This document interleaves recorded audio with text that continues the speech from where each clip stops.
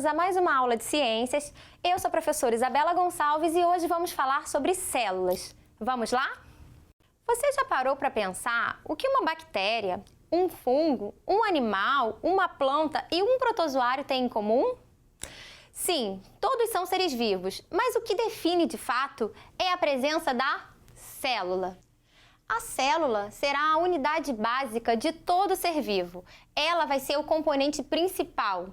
E a gente vai olhar agora a estrutura básica de toda a célula. Ela terá três componentes principais: a sua membrana plasmática, ou seja, o seu envoltório, o seu citoplasma, que vai ser o meio gelatinoso onde estão diversas organelas que falaremos adiante, e o material genético, podendo ser DNA ou RNA.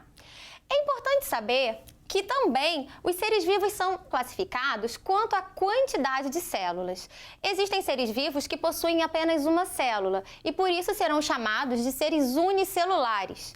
Já os seres vivos que são compostos por mais de uma célula, nós chamaremos de seres pluricelulares. Temos como exemplo seres unicelulares as bactérias, os protozoários, algumas algas e as leveduras. Já como seres pluricelulares, nós temos os animais, as plantas, algumas algas e os cogumelos. Agora nós vamos diferenciar os dois tipos de células. As células serão classificadas como procariontes e eucariontes. Veremos as suas diferenças. A célula procarionte é uma célula muito mais simples, uma célula mais primitiva, ou seja, os seres vivos que começaram a habitar esse planeta tinham exatamente esse tipo de célula. Olhando as características da célula, podemos perceber entre a procarionte e a eucarionte todos os componentes que vimos na imagem anterior. A sua membrana plasmática, ambas terão o seu envoltório, o seu citoplasma e o seu material genético. Ah, mas e o que vai diferenciar? Podemos perceber que na célula eucarionte nós teremos o quê? Muito maior complexidade. Percebemos o seguinte: o material genético numa célula procarionte, ele fica completamente espalhado no seu citoplasma. Não existe uma organização nuclear. Já numa célula eucarionte, nós teremos não só um núcleo, como vocês podem observar em verde, protegendo esse DNA, como um envoltório protegendo esse núcleo que chamaremos de membrana nuclear ou carioteca. Percebemos também a presença de organelas, que seriam como pequenos órgãos que estão presentes dentro de cada célula, com diversas funções. Teremos aqui nas células procariontes uma organela conhecida como ribossomo.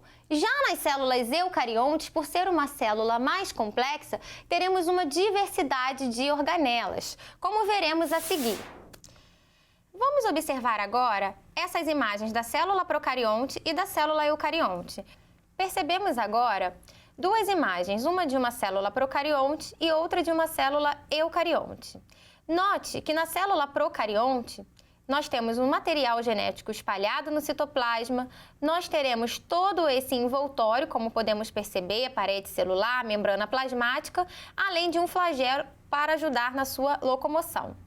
Um exemplo de seres vivos que possuem esse tipo celular são as bactérias, assim como as cianobactérias. Já na célula eucarionte, temos uma complexidade. Temos diversas organelas situadas no meio do citoplasma, temos também um núcleo protegendo o DNA, assim como uma carioteca envolvendo esse núcleo. Os seres vivos que possuem esse tipo celular são os protozoários, as plantas, os fungos e os animais. Mas será que conseguimos enxergar uma célula a olho nu? Note esse exemplo que está no seu material didático. Temos aqui todo um espectro do que conseguimos visualizar. Temos o ser humano, aqui com 1 metro, temos a maçã, a abelha e todos os outros organismos e estruturas. Note que o espectro do olho humano, ele consegue observar até mesmo o quê? Um pelo. Agora, se eu quero observar uma célula, uma bactéria ou até mesmo um vírus, eu vou precisar de um outro equipamento com um poder de precisão e aumento maior para visualizar essas estruturas e organismos pequenos. Note que temos aqui o espectro dos microscópios ópticos e eletrônico. Quanto menor for o organismo ou a estrutura, maior aparato tecnológico vai ser exigido. Mas para enxergarmos uma célula, basta um microscópio óptico que temos aqui e é isso que veremos agora. Mas como será que observamos uma célula?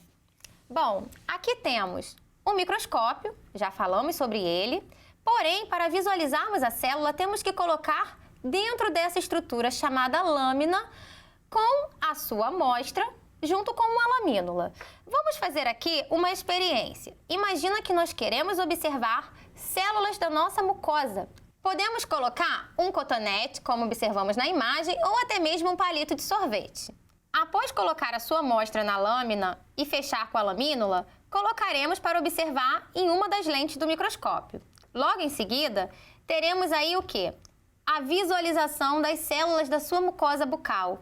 E olha que interessante, já falamos que temos células do tipo eucarionte. Logo, conseguimos observar nessa célula o núcleo. Olha que interessante, observamos desde a membrana, o citoplasma e mais escuro o núcleo. Agora abordaremos a diversidade de células. As células eucariontes, elas vão se diferenciar em diferentes formas e funções. Temos aqui a célula do sistema nervoso, conhecida como neurônio. Observamos que no desenho ele tem todo um aspecto, porém, quando a gente vai visualizar essa célula na microscopia, ele vai ter as mesmas estruturas com algumas diferenças.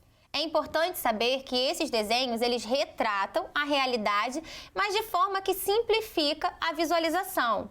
As células elas não vão ser coloridas como aparecem nos desenhos, serão, na verdade, coradas com corantes específicos para cada visualização.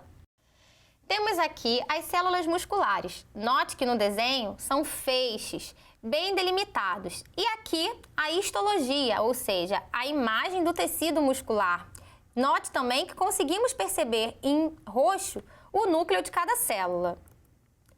Além disso, temos os nossos elementos do sangue, aqueles mesmos de quando a gente faz um exame conhecido como hemograma. Temos uma diversidade de elementos componentes do nosso sangue. E quando olhamos no microscópio, essa diversidade ela é notada exatamente nesses tipos celulares. A gente acabou de observar algumas células eucariontes animais, mas também existem outros seres vivos, como já falei para vocês, que possuem esse tipo celular. Vamos observar agora uma célula eucarionte vegetal, por exemplo.